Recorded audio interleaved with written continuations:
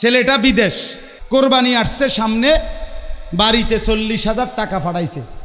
এই 40,000 টাকা দিয়া ওই বাপ মার নামে পুরা ফ্যামিলিতে, তারও বউ বাচ্চা আছে ভাই, তো বাপ মার নামে কোরবানি দিছে। কোরবানি দিয়া সবাই মিল্লা গোশত খাইছে। তো বাপ মার কোরবানি আদায় হইছে, তারার নামে দিছে, তারার কোরবানি হয়েছে, সওয়াব হয়েছে তাগো। কিন্তু প্রশ্ন হইল 84,000 টাকা এবং তার ঊর্ধ্বে 1 লাখ, 1.5 লাখ, 2 লাখ টাকা এই ছেলেটার কাছে মালিকানা নাই। কথা বলেন না কেন? তাহলে এর উপরে কোরবানি ওয়াজিব কিনা? তো তার কোরবানি কোন? তার বাচ্চারা গোশত না খাইছে, কিন্তু কোরবানি কই? আমার কথাটা বুঝছেন? বাপের নামে না কোরবানি দিছে, কিন্তু তার কোরবানি আদায় হলো কই? বলেন। এই ছেলে, এই প্রবাসী ছেলেটা এভাবে যদি 20 বছরও তার বাপমার নামে কোরবানি দেয়, অথচ তার উপরে ওয়াজিব, তাইলে তার কোরবানি আদায় হবে না, হবে না, হবে না। সে গুনাহগার থেকেই যাবে, পাপী থেকেই যাবে। এনে দিন আবেগে চলে না, দিন শরীয়তের বিধানে চলে। বুড়া মানুষ হেবটা আর বাঁচব ক বছর? হ্যাঁ, আব্বা মুরব্বী মানুষ, হ্যাঁ, এবটার নামেই দেয় না। এবটা যদি না মরে, মনে করেন না মরতে মরতে যদি ওটার একটা অভ্যাস হয়ে যায়, তখন না কেন তখন কিনবেন আপনি? এবটা মুরতে কথা, কিন্তু এবটা মরে না, তাহলে আপনি কিনবেন? হ্যাঁ, আপনি এটা বুঝি কথা? এটা কোনো কথা হইল? আচ্ছা, আপনি বলবেন তাহলে বাপের কোরবানি কি দিবে না? মাত্র ছেলে কি সন্তানের খেদমত করবে? আরে ছেলে কি বাপের খেদমত করবে না? কথা বলেন না কেন? তো তুমি তোমার বাপের খেদমত করতেছ, এটা তো তুমি সারা বছরই বাপের টাকা দাও, তো এখনো দিছ, বাপের কোরবানি দিছে, তো এইটার কারণে তোমার হুকুমটা বাদ দিলা কেন? আমি বলছি, উদাহরণ দিয়ে বলছি। মনে করেন আমার আব্বার একটা লুঙ্গি দরকার, তো আমি সন্তান, আমার সামর্থ্য আছে, তো আমি আমার আব্বারে একটা লুঙ্গি কিনা দিলাম। কথা বুঝিননি? কি কিনা দিলাম? অতএব এখন আর আমার তো লুঙ্গি ফিন্দার দরকার নেই না, আমি কি আমার আব্বারে না লুঙ্গি দিলাম? কথা বলেন না? এখন আমি হাফ প্যান্ট ফিনলে তো সারবো, ঠিক না? তো আমি লুঙ্গি কিনতে হবে কিনা? আমি লুঙ্গি কিনতে হবে কিনা? তাহলে বাপের খেদমত করিলে তোমার হুকুম বাদ পড়ে যায়, এটা তুমি কোত্থেকে পাইলে? তুমি তো তোমার বাবার সেবা করছো, মারে সেবা করে দিছ, কিন্তু তোমার হুকুম আদায় করতে। এই জন্য কোনো সন্তান যদি বাপ মারে কোরবানির জন্য টাকা দেয়, সেটা জায়েজ, 100 বার সওয়াব হবে, কিন্তু সেটা হলো মা বাবার খেদমতের সওয়াব হবে। কিন্তু তার উপরে যে কোরবানি ওয়াজিব, এটা আদায়, কথা বলেন না কেন, এটা তাকে আলাদা দিতে হবে। তার কোরবানিও দিতে হবে, বাপের কোরবানিও দিবে, মার কোরবানিও দিবে, ফুতের কোরবানিও দিবে। ওমা, তুমি আমনেকা 3 লাখ টাকার ফুটাঙ্গিরি মারতেন গেছেন, কথা বলেন না কেন? আমনেকা 2 লাখ টাকার গরুর ফুটাঙ্গিরি মারতেন গেছেন, এনে তো আমনেরে ফুটাঙ্গিরি মারতে করে নাই, এটা তো বিধান শরীয়তের। আপনি খাসি দিয়ে কোরবানি দেন, আপনি আরেকটু ছোট গরু দিয়ে কোরবানি দেন, যেটা দিয়ে কোরবানি হবে। কথা বুঝছেন কিনা বলে? এক গরুতে 7 নাম, তাহলে আপনি একটু ছোট গরু দিয়া 7টা নাম আদায় করেন। এক গড়ে 3 ফুট বিদেশ, তো 2 ফুট বিদেশ, তো এদের সবার উপরে কোরবানি ওয়াজিব না? তো তেরাদি সবার কোরবানি দেয় না, বাপ্পার নামে কোরবানি দেয়। এরপরে মিল্লা জিল্লা গোস্ত খায়। মিল্লা জিল্লা তো গোস্ত না, মিল্লা জিল্লা কুমিল্লা। মিল্লা জিল্লা কি হয়? কুমিল্লা হয়। মিল্লা জিল্লা গোস্ত হয় না, কোরবানি হয় না। মিল্লা জিল্লা কোরবানি না, মিল্লা জিল্লা গোস্ত খাওয়া হইতে পারে, কিন্তু কোরবানি মিল্লা জিল্লা না। কোরবানি যার উপরে ওয়াজিব, তারটা দিতেই হয়। বাজারে 2 ছেলে, বাংলাদেশে ঢাকাতে বাজারে 2 ছেলের দোকান আছে আলাদা, অথবা 2 ছেলে ঢাকা চাকরি করে, দোনোজনের কাছেই টাকা আছে। আজ 1-2 বছর, 1.5 বছর, 3 বছর ব্যবসা করতে গিয়া, চাকরি করতে করতে দোনো ছেলের কাছে 1 লাখ, 1.5 লাখ, 2 লাখ টাকা জমা আছে, ব্যাংকে আছে, আমানত আছে, বহুতখানে আছে টাকা। কিন্তু কোরবানি আসলে করে কি, দুইজনে মিল্লা 15,000 করে 30,000 আব্বার হাতে তুলে দেন। বুঝছেন নি আপনি কথাটা? আব্বা, আমনে মুরব্বী মা, আমনের নামে কোরবানি দেন, পরে গোস্ত তো আমরা সবাই খাইতে পারবো আল্লাহর রহমতে। তো তোমাদের দুইজনের উপরে যে কোরবানি ওয়াজিব, কথা বলেন না কেন? তো এদের কোরবানি হইল? এদের কোরবানি আদায় হয়েছে বলেন? তো এরা যেন নামাজে আমনের এই ফুতে দুনো ফুতেরে কইবেন, আব্বা আমার নামে যেহেতু কোরবানি দিছো অল্প অল্প করে টেয়া মিলাইয়া, তো তোমরা আমিও নামাজও আমি পড়মু, কোরবানিও আমি দিমু, শুধু তোমরা হতার থাকবা, গোস্ত রান্দা হইলে আমি নিজে উড়ামু তোমার ঘরে। আমাদের সামনে কোরবানি, কোরবানির ফাজাইল মানে ফজিলত কি? অনেক অনেক ফজিলত। কোরবান শব্দটার মধ্যেই এটার প্রথম ফজিলত। কোরবান শব্দের অর্থই হলো কুরব, নৈকট্য অর্জন করা। তার মানে কোরবানির মাধ্যমে বান্দা আল্লাহ তাআলার নৈকট্য অর্জন করে, সান্নিধ্য অর্জন করে। কেমন নৈকট্য? কেমন নৈকট্য? তা আল্লাহ নবী সাল্লাল্লাহু আলাইহি সাল্লাম উদাহরণ দিয়ে বুঝাইছে, কোরবানির প্রাণী যখন বান্দা জবাই করে, তখন এই ঘাড় জবাই করিলে গলার এই কাছ থেকে মাটিতে রক্ত পড়তে, আচ্ছা বলেন তো কয় মিনিট লাগে? বুঝেন নাই কথাটা? গলাটারে মাটির উপরে শোয়াইয়া আমরা যে ছুরি চালাই, তো রক্ত বাইয়া পড়ে না, তো রক্ত মাটিতে পড়তে কয় মিনিট? 3-4 সেকেন্ড, ঠিক না কথাটা? ধরেন 2 সেকেন্ড বা 3 সেকেন্ড বা 5 সেকেন্ড। এই রক্ত 5 সেকেন্ডে কোরবানির রক্ত জমিনে পৌঁছবার আগেই আরশে আজিমে পৌঁছে যায়। এদিকে যায় পরে, ওইদিকে যায় আগে। ইন্নাদ দামা লা ইয়াকাউ মিনাল্লাহি বিমাকানিন ক্বাবলা আন ইয়াকাআল আরদ। জমিনে পৌঁছবার আগে রক্ত আসমানে পৌঁছে যায়, আল্লাহর নৈকট্য অর্জন হয়। এই জন্য কোরবানির মাধ্যমে বান্দা খুব দ্রুত সেকেন্ডের ভিতরে আল্লাহর সান্নিধ্য লাভ করে। সুবহানাল্লাহ। এই জন্য এটারে কয় কি? কোরবান। কোরবান।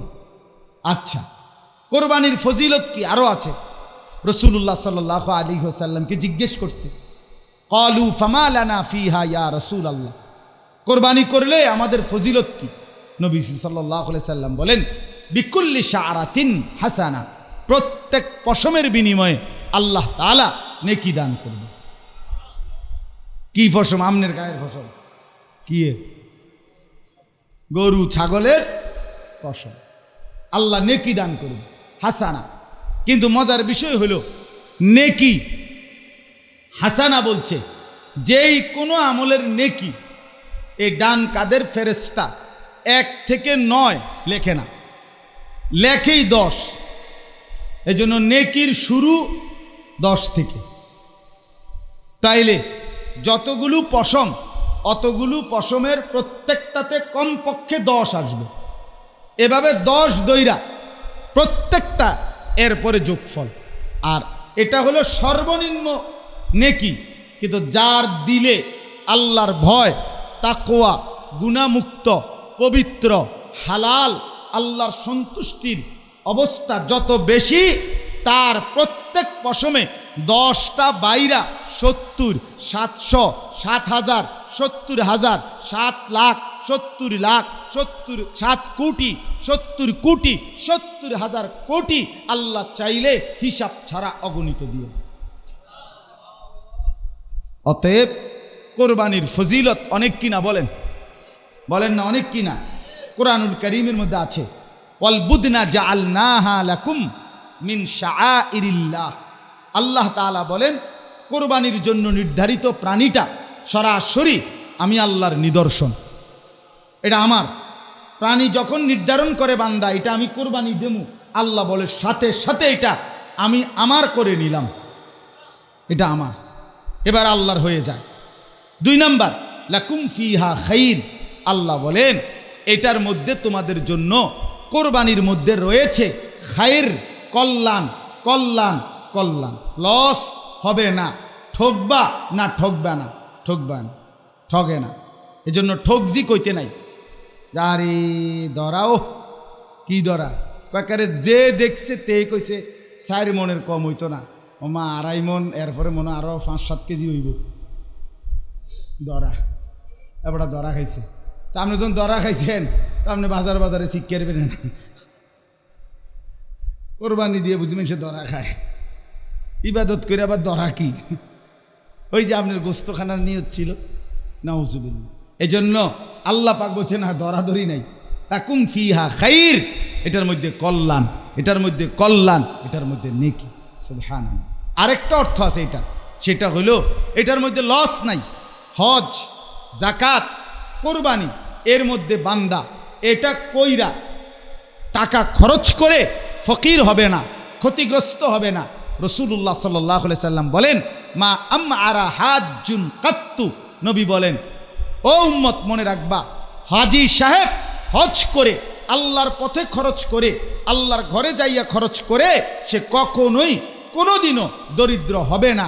ব্যবসা কইরা মায়ের খায়, ফুদ বিদেশ পাঠাইয়া মায়ের খায়, মাইয়া বিয়া দিয়া মায়ের খায়, কিন্তু আল্লাহর ঘরের হজ করে বান্দা মায়ের খাইতে পারে না, কোরবানি করেও না। অতএব লাকুম ফিহা খাইর, এর মধ্যে খায়ের আছে, কল্যাণ আছে, এর মধ্যে লাভ আছে, এর মধ্যে বরকত আছে, এর মধ্যে বরকত আছে। অতএব আপনাদের কাছে সংক্ষিপ্তভাবে বললাম, কোরবানি করতে কোনোভাবেই আপনি পিছপা হবেন না। এটা ইবাদত, এটা ইবাদত, এটা ওয়াজিব। ওয়াজিব নিয়ে খামখেয়ালি করতে নাই। এটা কোনো নফল না যে করলে করলাম, আর এ করলে ভালো হইতো, পারলাম তো না, এই সমস্ত কথা বললে হবে না। এটা তো ওয়াজিব। কথা বলেন না কেন? ফরজ ওয়াজিব নিয়ে কি এসব খামখেয়ালি কথা হয় না? এজন্য কোরবানি ওয়াজিব। অতএব একে তো কোরবানির অনেক ফজিলত। আল্লাহ তাআলা কোরআনুল কারীমে বলছেন, অলিকুল্লি উম্মাতিন জাআলনা মানসাকান, আমি প্রত্যেক জাতির জন্য কোরবানির বিধান রেখেছি। তাহলে কোরবানি একদম প্রাচীন। যদি বলেন কতটা প্রাচীন, আল্লাহ বলেন এই আয়াতে, ওয়াতলু আলাইহিম নাবা আবনাই আদামা বিল হক ইজ কাররাবা কোরবানান। এই যে কোরবান, আল্লাহ বলেন, হে নবী, আদমের ওই দুই ছেলের ঘটনাটা আপনি শুনান, যখন তারা দুই ভাই কোরবানি করলো। তাহলে কোরবানি শুরু হয়েছে আদম আলাইহিস সালামের ওই দুই ছেলে হাবিল কাবিল থেকে। তাহলে এটা গত 20-50 বছর আগের, গত 100-200 বছর আগের, হাজার হাজার বছর আগে, একেবারে পৃথিবীর শুরু থেকে আদম আলাইহিস সালামের সন্তানদের মাধ্যমেই আল্লাহ তাআলা কোরবানির বিধান কি করেছেন? চালু করেছেন। কোরবানির মধ্যে যুবকদের জন্য একটা সবক আছে, এই নওজোয়ান ভাই সবার জন্য। সেটা হলো, এই কোরবানির এই ঘটনা যখনই আমরা আসে কোরবানি, তো হুজুররা আলেমরা হাবিল কাবিলের ঘটনা বলে, বলে কি না বলেন? আর এই ক্ষেত্রে মনে রাখতে হবে, এই ক্ষেত্রে মনে রাখতে হবে, এই পৃথিবীতে, মাটিতে, এই জমিনে পৃথিবীর প্রথম গুনাহ কি ছিল? প্রথম গুনাহ ছিল নারীর প্রতি আসক্তি। কিসের প্রতি আসক্তি? নারীর লোভ। এই জমিনের প্রথম গুনার নাম। এজন্য নারীর লোভী সে সবচেয়ে বেশি নিকৃষ্ট হয়। যেই যুবকের মধ্যে নারীর আসক্তি, মোবাইলে অশ্লীল ছবি, নাচ গান, জিনা, ব্যভিচারের দৃশ্য, অবৈধ প্রেম, নারী যার জীবনের স্বপ্ন এবং যার আসক্তি, এ একটা সময় নিকৃষ্ট হাইওয়ান, জানোয়ারের মতো চরিত্র হয়ে যায়। এটার প্রমাণ কি? এক কথায় প্রমাণ দেই, আপনারা বুঝবেন। ওই যে হাবিল কাবিলের, আপনার হাবিলের লগের বোন কাবিল বিয়ে করুক, আর কাবিলের সাথের বোন হাবিল বিয়ে করুক, এই হুকুমটা কে দিছে? তো এই কাবিল নারীর আসক্তি হইয়া সে 1 নম্বরে বলছে, আমি আল্লাহর হুকুম মানি না। বলছি কি না? আচ্ছা, 2 নম্বরে এবার আদম আলাইহিস সালাম, উনি নবী কিনা? উনি নবী কিনা? তো উনিও বলছে, দেখো এটা তুমি এভাবেই বিবাহ করো, আমিও তোমাকে বললাম। ছেলে বলছে, না, আমি আপনার হুকুমও মানি না। তার মানে এই নারীর আসক্ত কাবিল, সে বলছে আমি নবীর হুকুমও মানি না। 3 নাম্বার, উনি বাপ কিনা? কথা বলেন না কেন? আদম আলাইহিস সালাম তো বাপও, তো সে বলছে আমি বাপের হুকুমও মানি না। 4 নাম্বার, এই যার কোরবানি কবুল হবে সেই বিয়ে করবে, যারটা কোরবানি কবুল হবে না সে বিয়ে করতে পারবে না। এটা শরীয়তের বিধান কিনা? ওই সময়ের শরীয়তের বিধান কিনা এটা? তো এইভাবে তো হইল, কিন্তু সে বলছে আমি শরীয়তের বিধানও মানি না। তাইলে নারীর প্রতি যখন কেউ আসক্ত হয়, তার মূল বক্তব্য হয় আমি আল্লাহ মানি না, নবী মানি না, বাপ মা মানি না, দিন শরীয়ত মানি না, আমার নারী দরকার, আমি জন্তু জানোয়ার হইয়া হইল আমি নারীর পিছনেই ঘুরমু। সে তখন হাইওয়ান হয়। সে আল্লাহও চিনে না, নবীও চিনে না, বাপও চিনে না, শরীয়তও চিনে না। এই এখন দেখেন ছেলে পেলেদের হালাত দেখেন, আপনারা দেখেন এই চুলের ফ্যাশন আর জামার ফ্যাশন, দিবারাত্রি মোবাইল টিপে আর এই মাতালের মতো হাঁটে হুঁটে আওয়ারার মতো কে আঁশে কি লেগে হোক ওই তারা না কান দেখা, খারাইও মতে, বইও মতে, আঁটতে আঁটতেও মতে। ঘটনাটা কি? নারী লোভী। একটা সপ্তাহ শুধু বড় মোবাইল থেকে নারীর ছবি বন্ধ করে দেন না, এক সপ্তাহ যে না কোনো দিক দিয়ে আর কি আইয়ে না বেডিতে কোনো ছবি আসে না, আপনি শুধু এক সপ্তাহ পরে দেখবেন বড় মোবাইল দিয়ে কটকুটি খেতে আছে। কটকুটি বুঝেন না, যে বাঙ্গারি মালের, আরে এটিতে কি কয়, যেটি বেসে বেসে কটকুটি, কটকুটি বুঝছেন না আপনারা? এটি বেচ্চা কটকুটি খাবে। আমরা ছোটবেলায় ওষুধের এই যে সিরাপের বোতল দিয়ে এগুলো খাইছি। আমার পুরা মনে আছে, আমার আব্বার বাসার একেবারে ভালো সিরাপের বোতল, মানে খাইতে যে ওষুধ, এটা আস্তে ফালাই দিয়া, ওষুধ দিয়ে হালাই দিয়া বোতল দিয়ে খাইয়ে লাইছি। সম্পাপড়ি, আরেকটা ছিল ওই যে মুখে দিলে যে হয়ে যায় হাওয়াই মিঠাই, লাল লাল, এটি এটি আনাম বোতল দিয়ে খাইয়ে লাইছি। এগুলো ভালো বোতল, মানে ওষুধ আছে, ফালাই দিছি ওষুধ। তাইলে এই যুবক শুধু কেবল ঘুরছে এই বড় মোবাইল নিয়ে, নারী সারা রাত উলঙ্গ ছবি, জিনা ব্যভিচারের দৃশ্য, আপন মা বাবার পাশের ঘরে ঘুমায়া, আহা নামাজ নাই, আল্লাহ নাই, আখেরাত নাই, পরকাল নাই। আরে এবড়া বইয়া বইয়া পুরাটা গেরা মারতে আছে, ফোলাকার লাগে একটা বিষা, হেবড়া আড়ে বিশাল লাগে, ফোলাগারে মানুষ করবো এবড়া, হেবড়া একটা বিষা টোয়ায়, প্রয়োজনে 12 লাখ টাকা সুদে লইব, কিন্তু হেবড়া ফুতেরে বিদেশ ফাটাইব, ফুতেরে বিদেশ ফাটাইয়া সুদে টাকা নিয়া এরপরে হেবড়া জাহান নামে যাইব। ফুত যাও, দোয়া কইরো আমি যাইতে আছি জাহান নামে। নাউযুবিল্লাহ। আহা বোকা মুসলমান, বুঝলেন না? সন্তানকে বিদেশ পাঠাইবার জন্য হারামের টাকা নিয়া নিজের জাহান্নামটা রেডি করে নিলেন, নিজের জাহান্নামটা দস্তখত দিয়ে দিলেন। আপনার সন্তান আপনার জাহান্নাম থেকে বাঁচাবে, আফসোসের ব্যাপার। তো বললাম এই কুরবানি, এটার থেকে এটা সবক, কোরবানি এটা শিখায় যে নারীর আসক্তি, এটার থেকে প্রথম কোরবানির হুকুম আল্লাহ দিছিলেন। আর নারীর আসক্ত মাতাল হয়ে যায়, সে কি হয়ে যায়? এখানে কোরআনে আছে, রাত হয়ে গেছে আমি বলতে এই জন্য চাচ্ছি না। এ কাবিল যখন শেষ পর্যন্ত 4টা হুকুম তো লঙ্ঘন করল, আল্লাহর হুকুম, নবীর হুকুম, বাফের হুকুম, শরীয়তের হুকুম, মনে আসেনি? এরপরেও কি করছে? 5 নম্বরে আপন এই ভাইটাকে মাইরেই ফেলছে। মাইরে ফেলছে কি না? এ নারী লুভি আপনজনকে মেরে ফেলে, আপনজনকে মেরে ফেলে। নারীর আসক্তি, পৃথিবীর সমস্ত দুর্ঘটনা তার পিছনে নারীর কোনো না কোনো স্পর্শ আছে। হ্যাঁ, এই জন্য বললাম এক কাক শেষ পর্যন্ত তাকে লজ্জা দিছে, কেমনে দাফন করবে এটা শিখাইছে। এখানে আছে এক কাকের বুদ্ধিও থাকে না মাতালের। নারী লুভি যখন হয়, হত্যাকারী যদি হয়, তখন আর তার মাথার মধ্যে একটা কাউয়ার বুদ্ধিও থাকে না। এই কোরআনে আছে কাবিলকে শেষ পর্যন্ত কাউয়াই কি শিখাইছে? দাফন শিখাইছে। ফাবাআসাল্লাহু গুরাবান। আল্লাহ আমাদেরকে বুঝ দান করেন। এজন্য ভাইয়া বাপ, আমি আপনাদের কাছে অনুরোধ করলাম, কোরবানির ফজিলত, কোরবানি অনেক গুরুত্বপূর্ণ।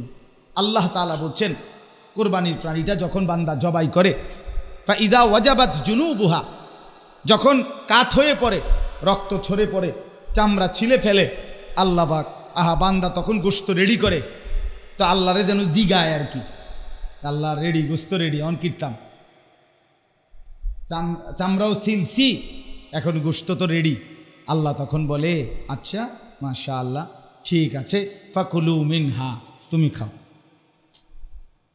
ওয়া আতইমুল কানিআ ওয়াল মু'তার, যে হাত পেতে চায় নাই তাকেও দাও, যে চেয়েছে তাকেও দাও। তুমিও খাও, স্বজনকেও খাওয়াও, গরিব দুঃখীকেও খাওয়াও, তোমরাই খাও।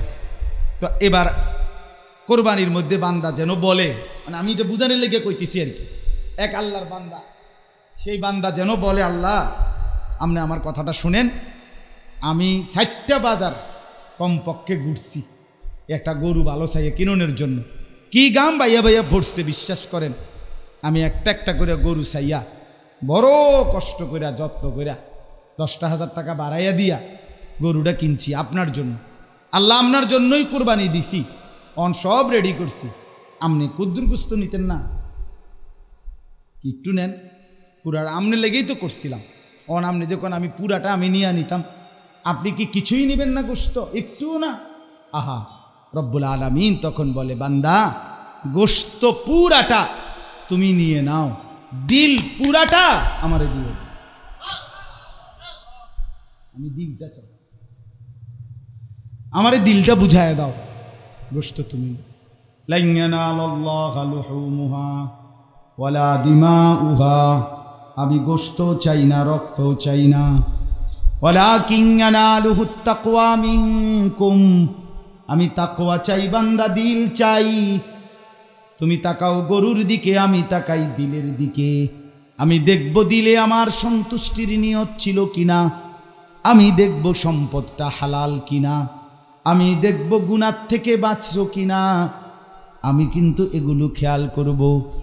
আমি দেখব ফজরের নামাজ কোরবানির দিন পড়েছিলে কিনা, আমি দেখব জোহর আসর মাগরিব পড়লা কিনা, আমি দেখব যেই টাকাগুলো দিয়ে কোরবানি দিলা ওইগুলো পবিত্র হালাল ছিল কিনা, আমি দেখব দিলের মধ্যে আমার সন্তুষ্টির নিয়ত ছিল কিনা, আমি যাচাই করব শুধুই কেবল তোমার দিল, গোশত তুমি নাও, তুমি নাও।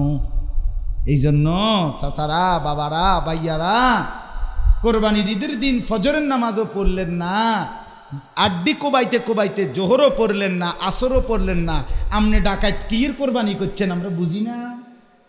আমরা চিড়া খাই, আমরা কি বন দিয়া হুদা ভিজাইয়া চা দিয়া খাই? হ্যাঁ, আমরা ভাত খাই না, আমরা বুঝি না। আপনি কিসের কোরবানি করছেন এটা বুঝার আর বাকি আছে?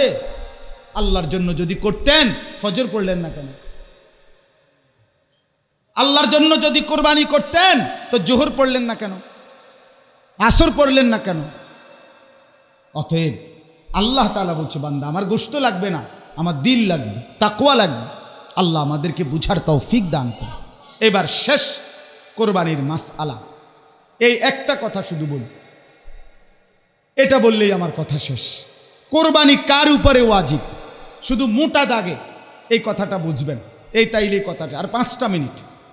কোরবানির দিন, যেদিন কোরবানি করে ওই দিনটাকে বলে 10ই জিলহজ। কতই জিলহজ? 10ই জিলহজ। ওই দিন এবং তার পরের 2 দিন, এই হলো 3 দিন। কয় দিন? এই 3 দিন।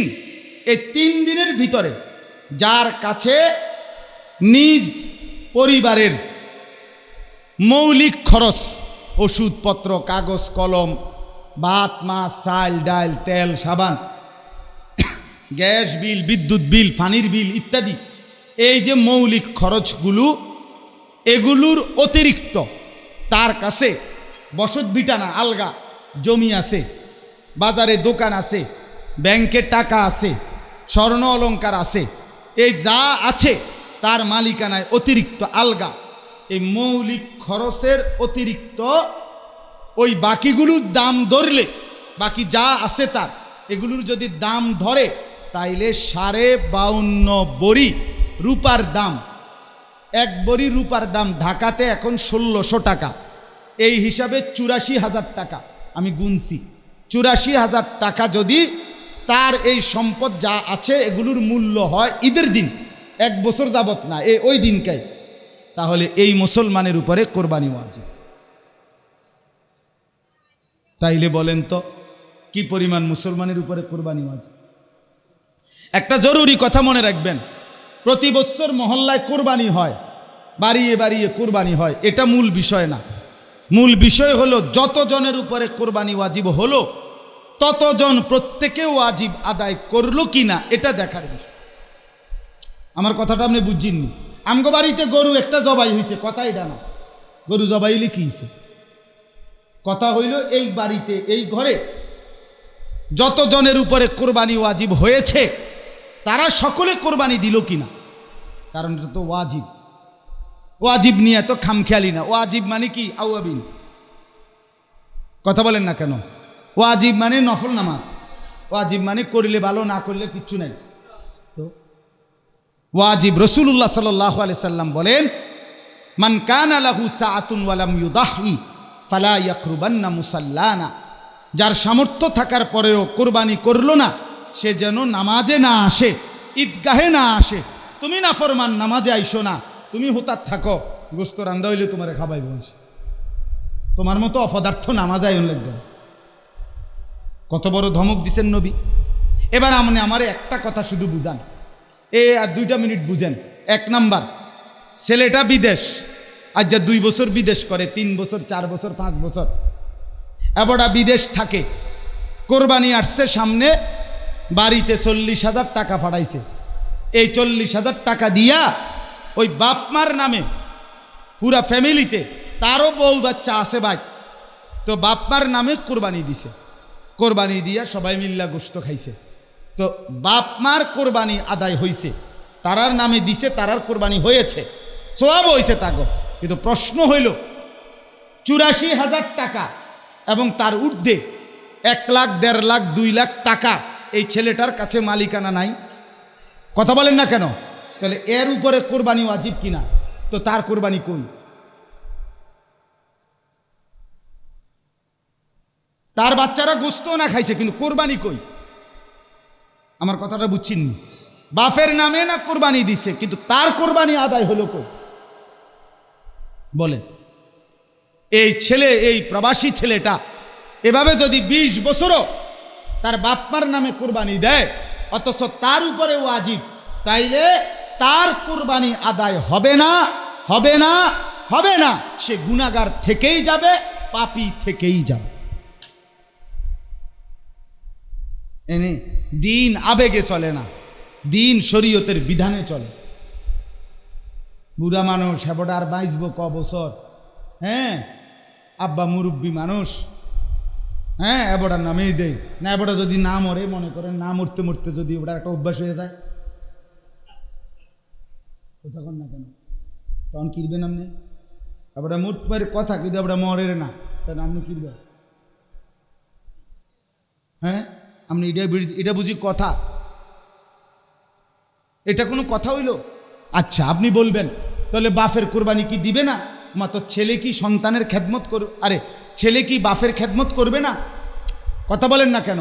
তো তুমি তোমার বাপের খেদমত করতেছ, এটা তো তুমি সারা বছরই বাপের টাকা দাও, তো এখনো দিছ, বাপের কোরবানি দিছে, তো এইটার কারণে তোমার হুকুমটা বাদ দিলা কেন? আমি বলছি, উদাহরণ দিয়ে বলছি। মনে করেন আমার আব্বার একটা লুঙ্গি দরকার, তো আমি সন্তান, আমার সামর্থ্য আছে, তো আমি আমার আব্বারে একটা লুঙ্গি কিনা দিলাম। কথা বুঝিননি? কি কিনা দিলাম? অতএব এখন আর আমার তো লুঙ্গি ফিন্দার দরকার নেই না, আমি কি আমার আব্বারে না লুঙ্গি দিলাম? কথা বলে না? এখন আমি হাফ প্যান্ট ফিনলে তো সারবো, ঠিক না? তো আমি লুঙ্গি কিনতে হবে কিনা? আমি লুঙ্গি কিনতে হবে কিনা? তাহলে বাপের খেদমত করিলে তোমার হুকুম বাদ পড়ে যায়, এটা তুমি কই থেকে পাইলে? তুমি তো তোমার বাবার সেবা করছো, মারে সেবা করে দিছ, কিন্তু তোমার হুকুম আদায় করতে। এই জন্য কোনো সন্তান যদি বাপ মারে কোরবানির জন্য টাকা দেয়, সেটা জায়েজ, 100 বার সওয়াব হবে, কিন্তু সেটা হলো মা বাবার খেদমতের সওয়াব হবে। কিন্তু তার উপরে যে কোরবানি ওয়াজিব, এটা আদায়, কথা বলেন না কেন, এটা তাকে আলাদা দিতে হবে। তার কোরবানিও দিতে হবে, বাপের কোরবানিও দিবে, মার কোরবানিও দিবে, ফুতের কোরবানিও দিবে। ওমা, তুমি আমনেকা 3 লাখ টাকার ফুটাঙ্গিরি মারতেন গেছেন, কথা বলেন না কেন? আমনেকা 2 লাখ টাকার গরুর ফুটাঙ্গিরি মারতেন গেছেন, এনে তো আমনেরে ফুটাঙ্গিরি মারতে করে নাই, এটা তো বিধান শরীয়তের। আপনি খাসি দিয়ে কোরবানি দেন, আপনি আরেকটু ছোট গরু দিয়ে কোরবানি দেন, যেটা দিয়ে কোরবানি হবে। কথা বুঝছেন কিনা বলে? এক গরুতে 7 নাম, তাহলে আপনি একটু ছোট গরু দিয়া 7টা নাম আদায় করেন। এক গড়ে 3 ফুট বিদেশ, তো 2 ফুট বিদেশ, তো এদের সবার উপরে কোরবানি ওয়াজিব না? তো এরা দি সবার কোরবানি দেয় না, বাপ্পার নামে কোরবানি দেয়, এরপরে মিল্লা জিল্লা গোস্ত খায়। মিল্লা জিল্লা তো গোস্ত না, মিল্লা জিল্লা কুমিল্লা। মিল্লা জিল্লা কি হয়? কুমিল্লা হয়। মিল্লা জিল্লা গোস্ত হয় না, কোরবানি হয় না। মিল্লা জিল্লা কোরবানি না।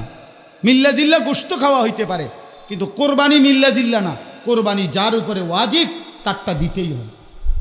বাজারে 2 ছেলে, বাংলাদেশে ঢাকাতে বাজারে 2 ছেলের দোকান আছে আলাদা, অথবা 2 ছেলে ঢাকা চাকরি করে, দোনোজনের কাছেই টাকা আছে। আজ 1-2 বছর 1.5 বছর 3 বছর ব্যবসা করতে গিয়া চাকরি করতে করতে দোনো ছেলের কাছে 1 লাখ 1.5 লাখ 2 লাখ টাকা জমা আছে, ব্যাংকে আছে, আমানত আছে, বহুতখানে আছে টাকা। কিন্তু কোরবানি আসলে করে কি, দুইজনে মিল্লা 15,000 করে 30,000 আব্বার হাতে তুলে দিন। বুঝছেন নি আপনি কথাটা? আব্বা আমনে মুরব্বী মা, আমনের নামে কোরবানি দেন, পরে গোস্ত তো আমরা সবাই খাইতে পারবো আল্লাহর রহমতে। তো তোমাদের 2 জনের উপরে যে কোরবানি ওয়াজিব, কথা বলেন না কেন? তো এদের কোরবানি হইল, এদের কোরবানি আদায় হয়েছে বলেন?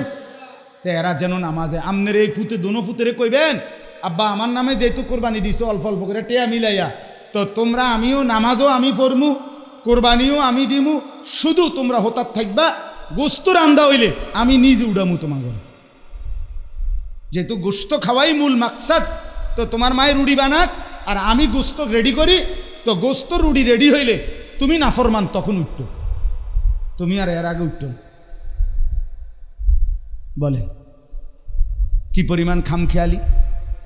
আচ্ছা, শেষ মাসালা হইল, কোনো মহিলা তার কাছে 1 বড়ি স্বর্ণ আছে, কদ্দুর, সাথে কোরবানির দিন ওই মহিলার কাছে তার নিজের 10,000 টাকা আছে, 5,000 টাকা আছে, 3,000 টাকা আছে।